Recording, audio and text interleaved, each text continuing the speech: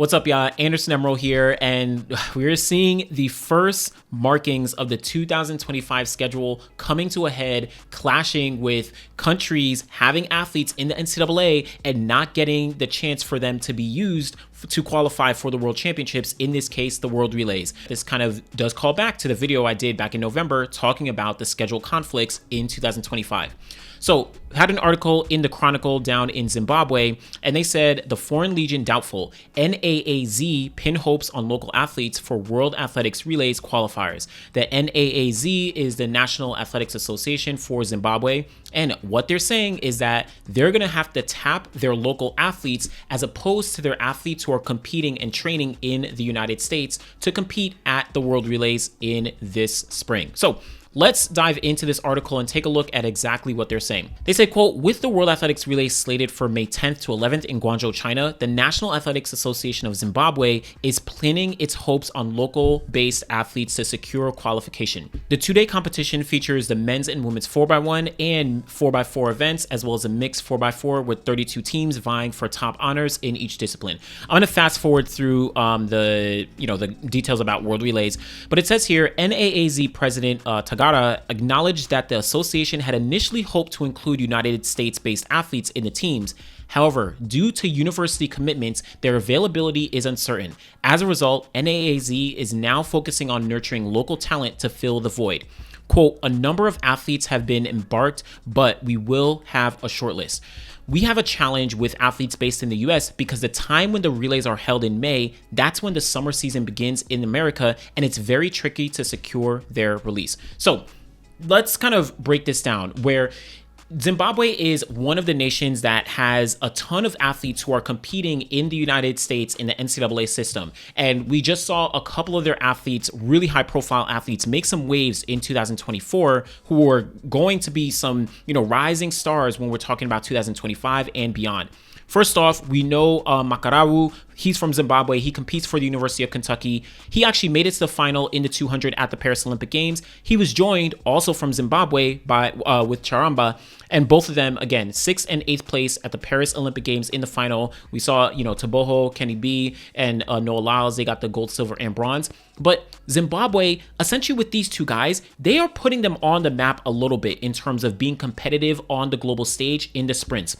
Back in 2010, 2011, we did see, I think it was Ngoni Makusha competed for Florida State, represented Zimbabwe. He was an amazing, 100-meter sprinter and long jumper. I think at the 2011 World Championships, Makusha got the bronze medal in the long jump there in Daegu. But now, with these two guys competing for Zimbabwe, making it to the final at the Olympic Games in the 200, this kind of brought a little bit of a rejuvenation for Zimbabwe, saying, hey, we're starting to build a little bit of a squad. Do we have a couple other guys that we can put together a really strong relay to potentially qualify for the World Championships? Now, in the past, and even last year, Zimbabwe didn't have a very strong relay in any capacity. They did run a time of 39.74 seconds early in the season, all the way out in Africa, but they didn't actually run with any of the athletes that I mentioned. They had a couple other guys who were essentially local grown, homegrown talent in Zimbabwe, and they were running. And this is not the Ngoni Makusha from back in 2010, 2011, etc. This is a younger athlete. Shout out to Makusha here. But again, they didn't have Makarawu, they didn't have Charamba, they didn't have some of their other guys who are, of course, their top athletes when talking about the sprints. Why? They were competing in the NCAA. What is the issue now? Well, World Relays is going down on May 10th to 11th in Guangzhou, China. The NCAA power conferences, SEC, ACC, Big 12, Big 10, they have their conference championships on May 15th all the way to May 17th. This is exactly what I spoke about when I did my video a couple months ago. The 2025 track and field calendar has a problem. This was one of the points. The NCAA conference championships are too close to the World Relays, and some of these athletes who compete for other nations are not going to be able to travel all the way out to China because their schools are going to want them to compete at their conference championships. That's what's extremely important. As you can see, little schedule here. You have the World Relays May 10th to 11th. SEC conferences, 15th to the 17th. ACC, 15th to the 17th. Same thing with Big 12, same thing with the Big 10. Look at the guys that I just mentioned. I mentioned Makarawu, right? In the 100-meter dash, 10.06 seconds. You have Munga. He competes, I think he competes for the University of Kentucky, along with Makarawu. He ran 10.18. You have Charamba. He ran 10.28, competes for the University of Auburn. These are their top guys. After that, you have a little bit of a drop-off. Makusha is there with 10.30 seconds. But there's a kind of drop-off after those top three guys, and all three of these guys compete for universities in the United States. So they're essentially out of the question, which is why we're now seeing the Zimbabwe athletics. They're looking for athletes who are homegrown, who are competing directly in their country to be able to represent them at the World Relays so they could potentially qualify. Now, do I think that Zimbabwe is going to qualify for the World Championships in the relays? No. With the homegrown talent, I'm not sure if they're going to be able to do that. But if they did have some of their university athletes or some of their athletes who are competing at NCAA, they would have had a very, very strong chance to do so. And don't let these 100 times fool you. If we look at the 200-meter times, like I said, two of these guys made it to the Olympic final, Makarawu as well as Charamba, 19.9 and 19.9, right? 19.93, 19.95. So they are clearly top tier talent. And then there's a massive drop off after that. So this is kind of disheartening a little bit to see that, you know, a nation like Zimbabwe, not a top nation in the world, but maybe someone who's on the fringes, if they were able to put a good squad together, they could potentially qualify for the World Championships, would have had great representation there. Now they're not going to get a chance to do that. Individually, these guys will qualify. They'll compete in Tokyo. They'll represent. They'll do their best, of course, but we're not going to see the nation compete on the 4x1. Now, let me just continue here where in the article they says, we have tried through Brian Zingai to assist on that one, but he is saying that it's really a challenge because the universities are now focusing on the summer calendar, and that's when it's very busy. So Brian Zingai, I think he represents, he represented Zimbabwe. He was in the 2008 Olympic final. He's one of the legends, but represented Zimbabwe on the major global stage. You know, of course, he's a representative for Zimbabwe when talking about their athletics association. Seems like he was trying to negotiate, trying to see what's going to happen, but universities, NCAA comes first. The schools want their athletes focusing on conferences, focusing on NCAAs and all that. Article continues, it says, it's very difficult to get the foreign-based athletes. Our focus will be on local athletes we will try to push. We have done it before with the local-based athletes. We are working on that. Now, what are they going to be doing? Growing local talent is not easy. We have seen some athletes from Southern African nations actually develop while still at home. So, for example, Letsilita Boho, most notably Olympic gold medalist in the 200. He is clearly, I don't know, the poster boy in a sense for homegrown talent in a Southern African nation in Botswana. You also have Muzala Samukonga. Samukonga competes and trains in Zambia, and he got a bronze medal at the Olympic Games. He's a homegrown talent. Muzala Samukonga, he's in Zambia, but that's not always the case. It's not always possible for athletes to be able to stay locally at home and just try and compete for their countries. Many of these athletes are looking for other opportunities outside of their country. These athletes are looking for an education. These athletes are looking for better jobs or whatever it may be, better athletic opportunities as well, right?